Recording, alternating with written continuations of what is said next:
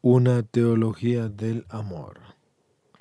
Se podría y quizás se debería hablar con toda justicia de la teosofía de Juliana, pero esa perspectiva necesaria desborda los límites de esta introducción. Esto está apuntado en la revelación número 8. Juliana había partido de la religión recibida de las imágenes y el lenguaje propios de su época, pero se encontró con su experiencia desde ella, teniendo ante sí el sufrimiento del mundo que estaba simbolizado en el crucificado, y se hace las grandes preguntas, aquellas por las que toda la teología debe comenzar. ¿Qué o quién es Dios? ¿Qué o quién es el ser humano? ¿Y por qué el mal y el pecado? ¿Y qué sentido tiene la creación? Y con esto quiere decir, ¿qué sentido tiene la vida? Y se muestra una teología espléndida, conquistando paso a paso su libertad, sin dar nada por un supuesto, como una maestra consumada en el arte de la interpretación. Los temas centrales de la teología aparecen en su obra interpretados siempre desde la clave de ese infinito amor que se le revela sin ninguna concesión, y esto la va a llevar muy lejos, quizás más de lo permisible. En principio, su proceder no encierra una novedad porque es propio del cristianismo. Es fundamental en el cuarto evangelio y la definición de Dios como el amor. Pero a menudo el amor aparece como un atributo, llegando incluso a solaparse bajo la imagen de un Dios lejano y cruel. El Dios del juicio y de la ira, que tan solo suscita miedo y sometimiento. Pero para Juliana no se trata de un atributo porque amor es lo que Dios es. Es decir, amor es el ser mismo de Dios. Adquiere por tanto un carácter ontológico, y puesto que amor es la palabra dinámica, despliegue, efusión, movimiento, sufrimiento, alegría, búsqueda de unión, la visión y la interpretación de Juliana llevan, se podría decir, que de manera natural llevan a la Trinidad. Y en la primera revelación que está en el capítulo 4, en la visión de la pasión, ella conoce y contempla el gran misterio cristiano. Súbitamente la Trinidad llenó mi corazón con la mayor alegría, pues la Trinidad es Dios y Dios es la Trinidad. La Trinidad es nuestra naturaleza creadora, y la Trinidad es nuestra protectora, y es nuestra amante eterna la Trinidad. La Trinidad es nuestra alegría infinita y nuestra dicha por nuestro Señor Jesucristo, y en nuestro Señor Jesucristo. Y esto me fue revelado en la primera visión y en todas las demás, pues donde aparece Jesús hay que entender a la Santísima Trinidad según yo lo vi. La contemplación de la pasión con la descripción del tormento y de la agonía de Jesús desemboca así en una inmensa alegría imprevista con el descubrimiento de las infinitas presencias de Dios en todo cuanto es. El punto y la avellana. Juliana necesitó tiempo para comprender en su primer texto, y nos referimos al texto bíblico, y eso apenas hace referencia a la Trinidad, porque será después, en los largos años de reclusión, cuando el gran misterio se le vuelva transparente para ella. Y desde su experiencia del mundo y de Dios y de la Trinidad, se le hace necesario así para comprender el despliegue de la realidad en el tesoro inagotable de la vida que se le muestra presente por doquier, y que la idea de un Dios separado y arriba en el cielo no baste para explicar.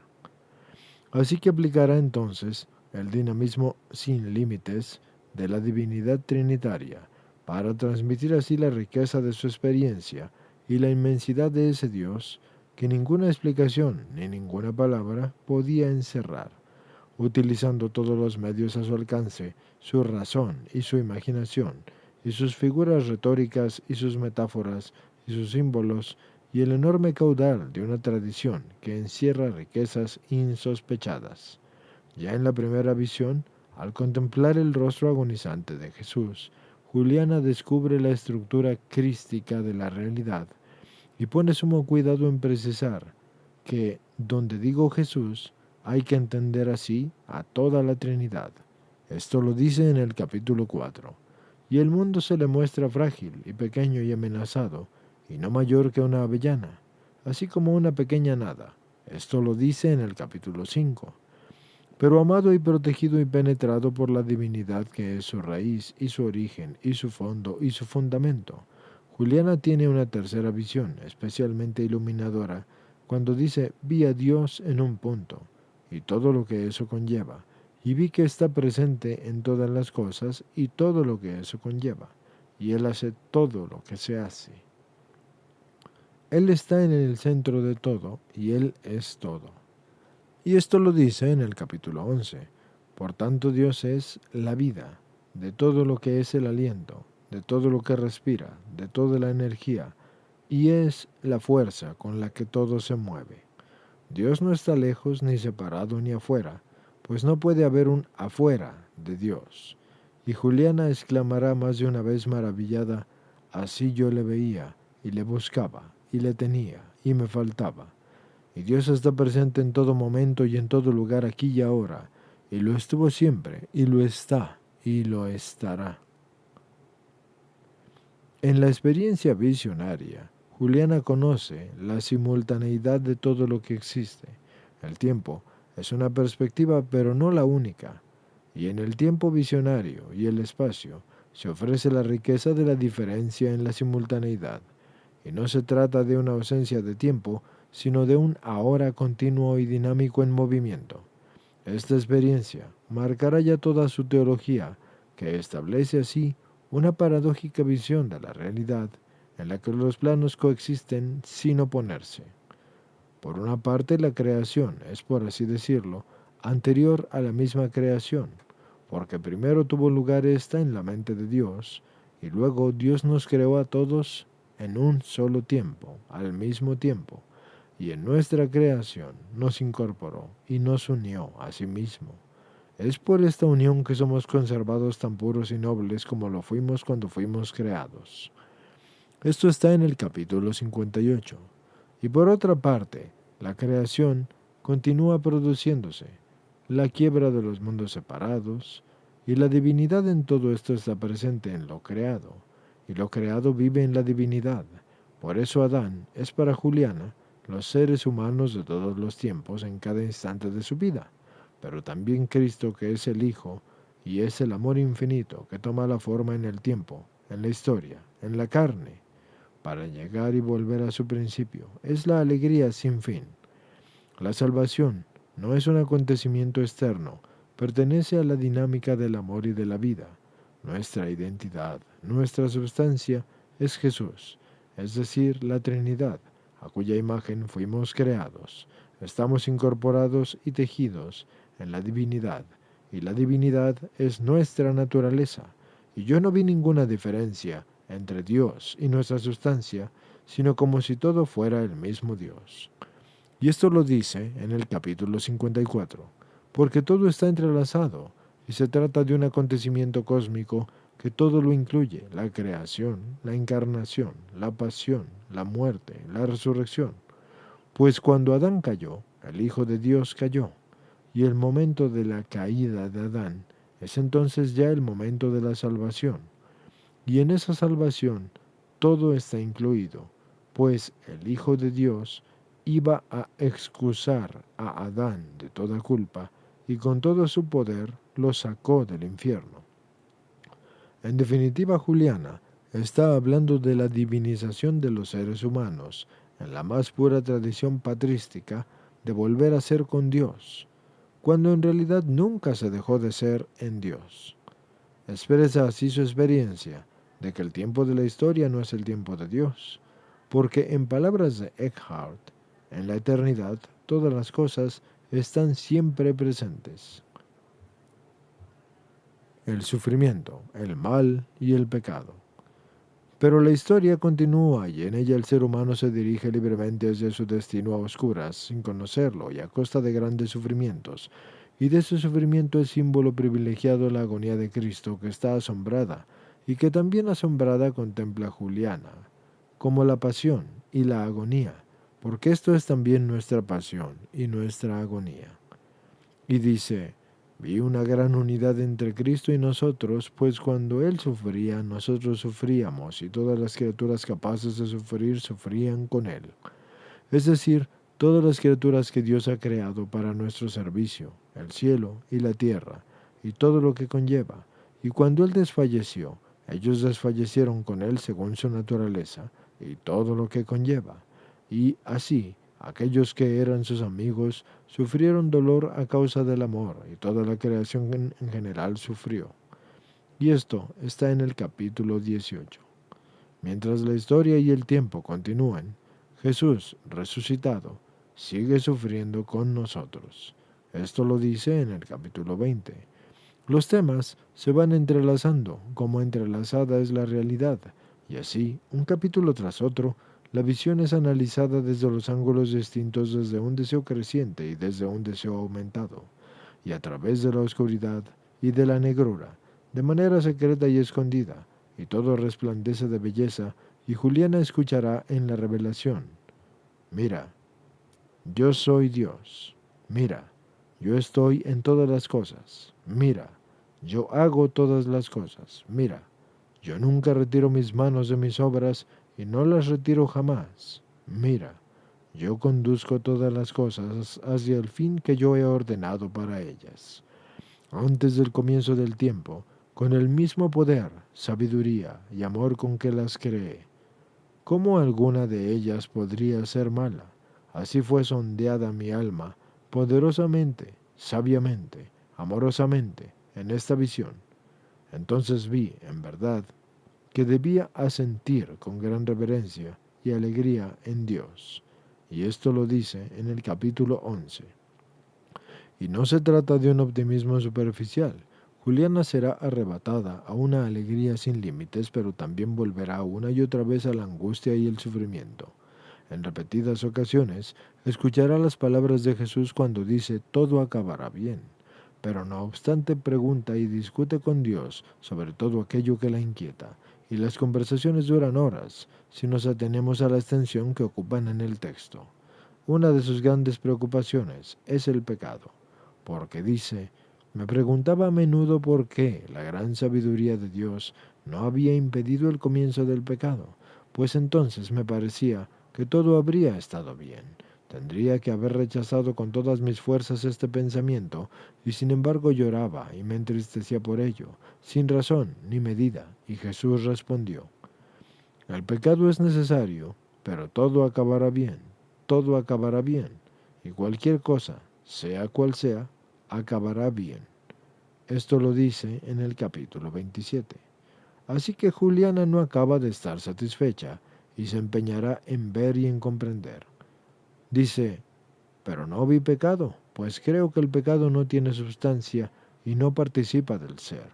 No puede ser reconocido salvo por el dolor que causa.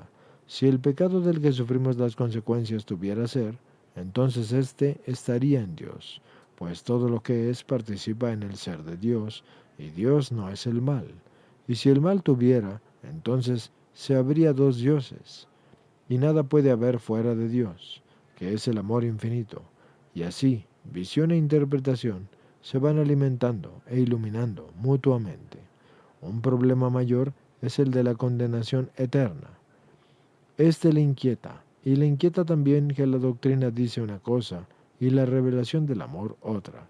La Iglesia enseña que muchos serán condenados eternamente al infierno, judíos, paganos, etc., y que los pecadores merecen la justa ira de Dios.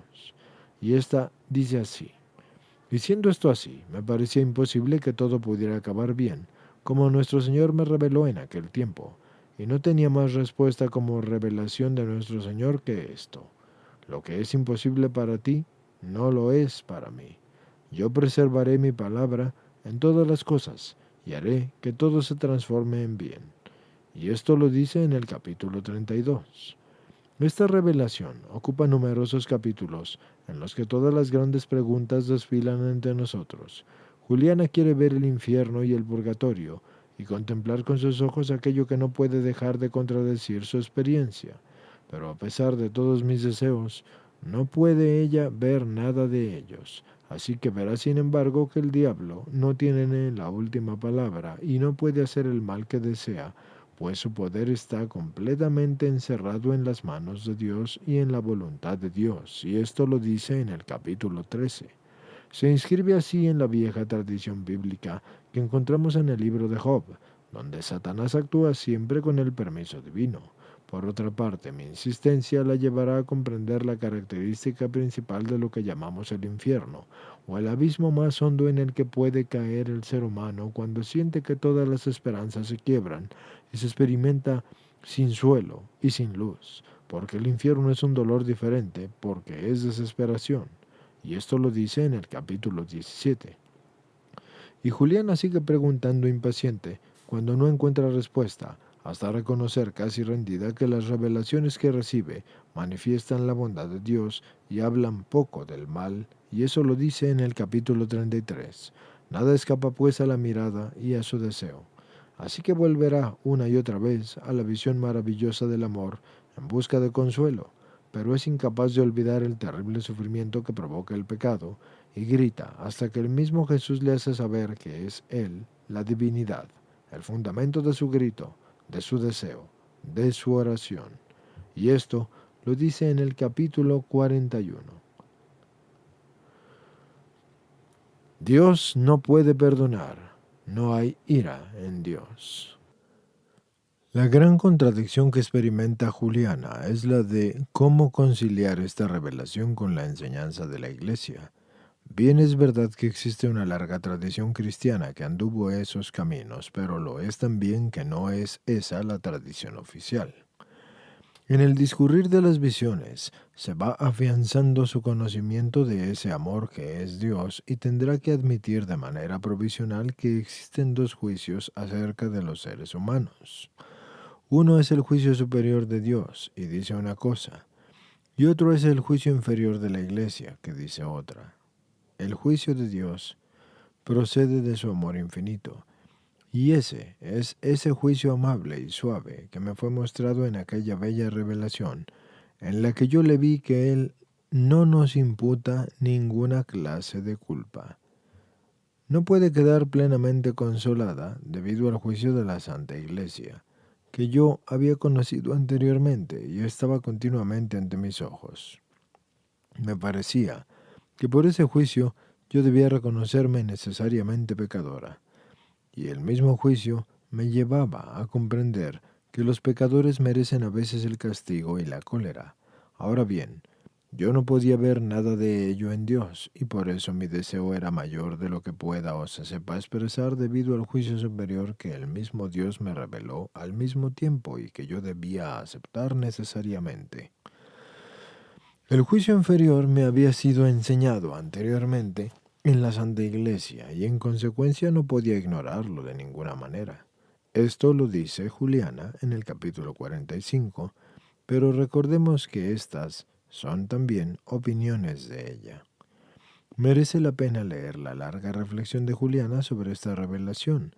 La experiencia a la que ha sido llevada le hace comprender una vez más que el ser humano está enraizado en Dios y que es Dios bondad infinita, bondad en la que no cabe la ira ni la maldad, y que por tanto no puede perdonar, pues le resulta imposible estar airado, y contempla a sus criaturas en la belleza y dignidad de su origen y en el destino que es la misma divinidad. Esto lo dice en el capítulo 49. Pues vi realmente que es contrario a la naturaleza de su poder estar airado, y contrario a la naturaleza de su sabiduría, y contrario igualmente a la naturaleza de su bondad. Dios es esa bondad que no puede encolerizarse, pues Dios no es sino bondad, y nuestra alma está unida a aquel que es bondad inmutable, y entre Dios y nuestra alma no hay a sus ojos ni ira ni perdón. Pues nuestra alma está tan plenamente unida a Dios por la propia bondad divina, que nada puede interponerse entre Dios y nuestra alma. Esto lo dice ella en el capítulo 46. Más que una revelación acerca de Dios, esto se trata de una revelación sobre la humanidad. que camina a ciegas sin conocer realmente quién es y que solo conocerá a Dios cuando se conozca verdaderamente a sí misma. También lo menciona en el capítulo 46 y dice, pues esto se me reveló, que nuestra vida está totalmente fundamentada e enraizada en el amor. Y sin amor no podemos vivir. Esto lo dice en el capítulo 47. El desconocimiento del ser humano de su propia dignidad acarrea dolor y sufrimiento y pecado, y en definitiva, pero no tiene realidad última, porque es una nada. Por eso Juliana no podrá contemplarlo aunque se guarde de no tomarlo en consideración. Y en la misma línea, ya en el siglo XX, Simone Weil, recordemos, estimados escuchantes, que Simone Weil escribió El conocimiento sobrenatural. Así que de nuevo, ya en el siglo XX, Simone Weil desarrollará la misma intuición. El pecado no alcanza a Dios, cae sobre nosotros con todo su espanto y rueda creciendo cual una siniestra bola de nieve hasta que alguien inocente y puro lo recibe en forma de desdicha. Sin embargo, al final, nos dice Juliana, todo resplandecerá de belleza, pues entonces no habrá vergüenza sino honor, amor, belleza y alegría eterna. Y que esto sea así se debe a que hay, escondido en Dios, un elevado y maravilloso misterio, un tesoro profundamente escondido en su seno, una obra que la Trinidad realizará en el último día. Ese misterio es que todo acabará bien, y Juliana no sabe cómo, pero sí el por qué. De nuevo el amor infinito que le dice, lo que es imposible para ti, no lo es para mí. Son las obras secretas de Dios, que ahora no podemos conocer. Esta realidad paradójica le resulta difícil de soportar. Grité interiormente con todas mis fuerzas pidiendo a Dios que me ayudara. Esto lo dice en el capítulo 50. Entonces, nuestro cortés Señor me contestó muy misteriosamente mediante la revelación de un maravilloso ejemplo de un Señor y un servidor. Y esto lo dice en el capítulo 51. Parábola del Señor y el servidor. La respuesta que esta vez recibe Juliana reviste la forma de una configuración simbólica y son las imágenes las que proporcionan la resolución de su dilema. Aunque en un principio no pudieran comprenderlas porque 20 años menos 3 meses después, una instrucción interior abre su visión y su entendimiento y la ayuda a resolver el enigma y se trata de la historia de un servidor enviado por su señor a las comarcas lejanas en busca de un tesoro. El servidor parte corriendo a cumplir su misión, pero cae en un barranco, sufriendo todo tipo de heridas y de desconsuelo, y no es posible resumir la riqueza de esta parábola que Juliana paladea con detenimiento, sin escatimar el detalle, describiendo sensaciones, vestidos y colores, y aturdimiento y dolor, apurando la revelación. El servidor es para ella un símbolo de fecundidad desconcertante. Es Adán y somos nosotros, la humanidad de todos los tiempos, en cada instante de la historia y todo lo creado, y es también Cristo, la manifestación del amor y la sabiduría de Dios. En el servidor está incluida la segunda persona de la Santísima Trinidad y en el servidor también está incluido Adán, es decir, todos los seres humanos. Por lo tanto, cuando yo digo el Hijo, pienso en la divinidad que es igual al Padre, y cuando digo el servidor, me refiero a la humanidad de Cristo que es el verdadero Adán. Por la cercanía del servidor se entiende que el Hijo, y por su permanencia a la izquierda se entiende que Adán. Y el Señor es Dios Padre, el servidor es el Hijo Jesucristo, y el Espíritu Santo es el mismo amor que está en ellos dos. Cuando Adán cayó, el Hijo de Dios cayó. A causa de la verdadera unión realizada en el cielo, el Hijo de Dios no podía separarse de Adán. Por Adán yo entiendo a toda la humanidad. Entonces descendió a los infiernos y cuando estuvo allí, arrancó la gran raíz del profundo abismo que debidamente estaba unido a él en el cielo. Y esto lo dice en el capítulo 51. La audacia de Juliana en su interpretación corre pareja con la profundidad de su experiencia y se inscribe en una larga tradición cada vez más olvidada. Es la tradición del pastor de Hermas y la patrística de los orígenes y el cristianismo oriental, presente todavía, aunque ya por poco tiempo, en la Europa medieval y muy especialmente en las grandes místicas de la época. Así, por ejemplo, Hadewick de Ambers podría ver en ella, sí, tal vez el infierno, y allí mismo a Cristo abrazando y sosteniendo a los condenados. Esa es la experiencia del amor radical que contradice la visión dualista de la realidad, y ese es el sentido auténtico de la palabra compasión y padecer, con el otro sufrir la pasión que el otro sufre. Y desde esa experiencia, el amor está condenado al infierno, mientras un solo ser padezca el infierno. Porque quien ama no puede vivir sin el ser amado. Así que ahí, Dios no es un ente separado, sino libertad total, amor infinito y vida que todo lo penetra. En esta parábola se resume la gran experiencia que Juliana nos ha ido contando de muchas maneras. El Dios que se le revela está traspasado por la compasión y el deseo, y en esa clave interpreta a ella sus visiones, y así, superando cualquier dolorosísimo que sea el dolor, la sed de Jesús crucificado se le aparece como una metáfora de su ardiente deseo de amor, y lo dice en el capítulo 31, sed y deseo que ella misma padece, abrazada, pero de cualquier forma, al final todo acaba bien. El servidor retorna con el tesoro, y ese tesoro es la humanidad. Somos un tesoro escondido en Dios, conocidos y amados desde toda la eternidad. Esto lo dice en el capítulo 53. El tema del tesoro, junto al de la sed y el deseo de Dios, fue ampliamente tratado en la mística musulmana. En esa época eran los siglos XII y XIII, en que buscadores y místicos de Oriente y Occidente parecían estar en una estrecha comunicación. Fueron muchos los espirituales islámicos y muy especialmente la misma cosa en cuanto a los espirituales de Arabia. Esto ocurrió entre los años 1164 y 1240. Los que comentaron así el célebre hadís: yo era un tesoro oculto y quise ser conocido, y por eso he creado a las criaturas, es decir, para manifestarse en las criaturas y a las criaturas. Y esto, según los comentaristas musulmanes, es la historia de la reconciliación de todo en Dios y de Dios en todo, de la reunión de lo que se vive como separado.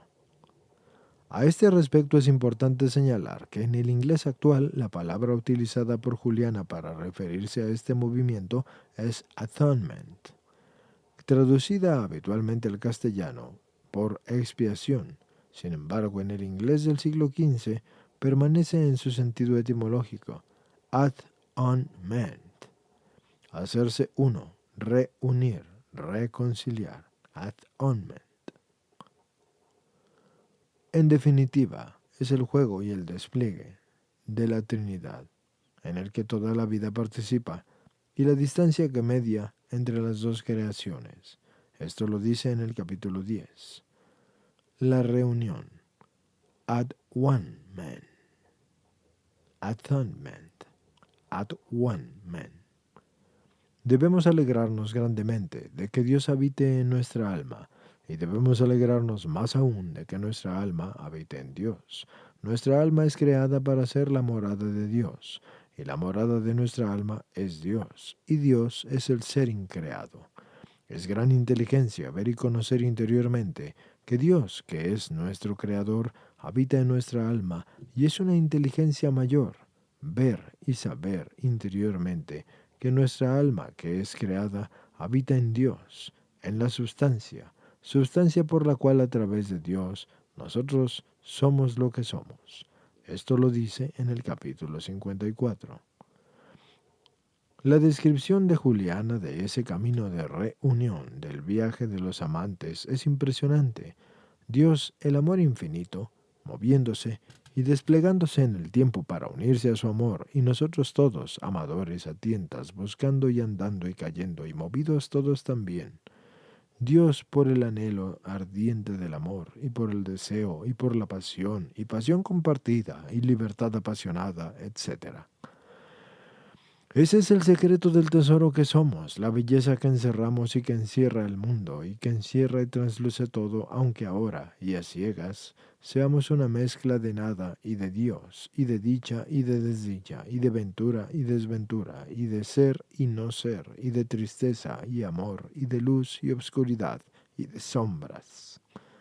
Esto lo dice en el capítulo 52, y esta revelación adquiere formas diferentes, y una de ellas, que no es menos sorprendente, es la de la maternidad de Cristo. Nuestra Madre, Jesús. Juliana había tardado tiempo en comprender el alcance de su experiencia primera, pero una vez lograda la comprensión entra en un universo de sentido que resulta inabarcable, y así sucede con su reflexión de Dios como Madre, a la que dedica varios capítulos. De esto se sigue que tan verdaderamente como Dios es nuestro Padre, así Dios es verdaderamente nuestra Madre. Nuestro Padre quiere también nuestra Madre, y nuestra Madre trabaja, y nuestro buen Señor, el Espíritu Santo, confirma. Y así, Jesús es nuestra verdadera Madre en cuanto a la naturaleza, por nuestra primera creación, y es nuestra verdadera Madre en cuanto a la gracia, por su asunción de nuestra naturaleza creada. Todas las bellas obras y todos los dulces oficios del amor de la maternidad amorosa son apropiados para la segunda persona, porque en ella tenemos esta voluntad santa, entera y segura para siempre, en la naturaleza y en la gracia, para la bondad propia de Dios. Así comprendí que hay tres formas de contemplar la maternidad de Dios. La primera es el fundamento de nuestra naturaleza en la creación. La segunda es su asunción de nuestra naturaleza, en la que comienza la maternidad de la gracia. Y la tercera es la maternidad en acción. Y en esta, por la misma gracia, todo es penetrado en anchura y largura, en altura y profundidad, y todo es un único amor. Y esto lo dice en el capítulo 59. El tema de la maternidad de Dios no es nuevo en el cristianismo. Entre otros, Isabel Gómez Acebo, que escribió Dios también es madre, reflexiones sobre el Antiguo Testamento, San Pablo Madrid, año de 1994, Caroline Walker Benham, Jesus as Mother, Studies in the Spirituality of the High Middle Ages, University of California Press, Berkeley/London, 1982. O Sally McFaggy, Modelos de Dios, traducción de Agustín López y María Tabullo. Salteray, Cantabria, 1987. Para el tema de la maternidad de Dios entre los gnósticos, Elaine Pagels, Los Evangelios Gnósticos, de la traducción de Jordi Beltrán y la Editorial Crítica Barcelona, 1990. Entonces, después de haber escuchado de dónde se ha tomado una referencia para esta introducción en cuanto al tema de la maternidad de Dios, no es nuevo esto en el cristianismo, ni tampoco específicamente femenino. Fue utilizado por Anselmo, Pedro Lombardo y San Bernardo y Guillermo de Santieri y Elredo de Buenaventura y Dante, y fue común a muchas tradiciones religiosas y se encuentra ya en el Antiguo Testamento, mientras que el Nuevo hace especial hincapié en Dios el Padre de Jesucristo, aunque no faltan notas maternales que están atribuidas a Jesús.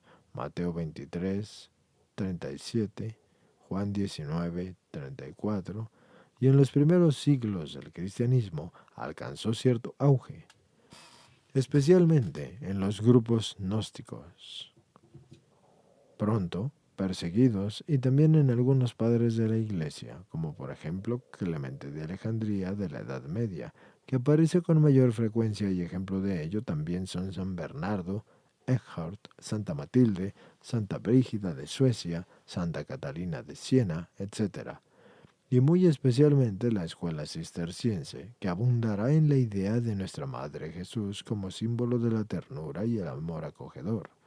Así pues, Juliana no inventa el tema, pero hace precisiones importantes y no se trata para ella de dibujar universos separados y divididos entre lo femenino y lo masculino, ni de remitirse a una naturaleza esencial. El tan manido eterno femenino insiste, por el contrario, en integrar la idea de maternidad en la realidad trinitaria, divina y humana, en el desarrollo misterioso de la vida al atribuir a Jesús el, entre comillas, oficio de la maternidad.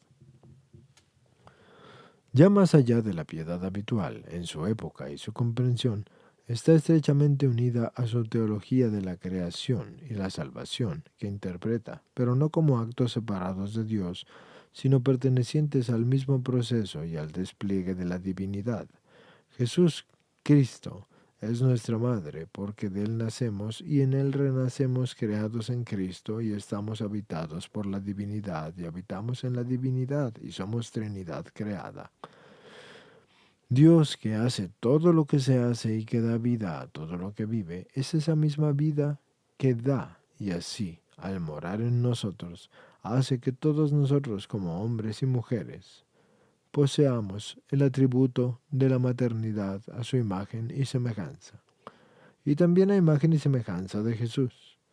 Pero toda la naturaleza humana femenina y masculina está enraizada en la divinidad.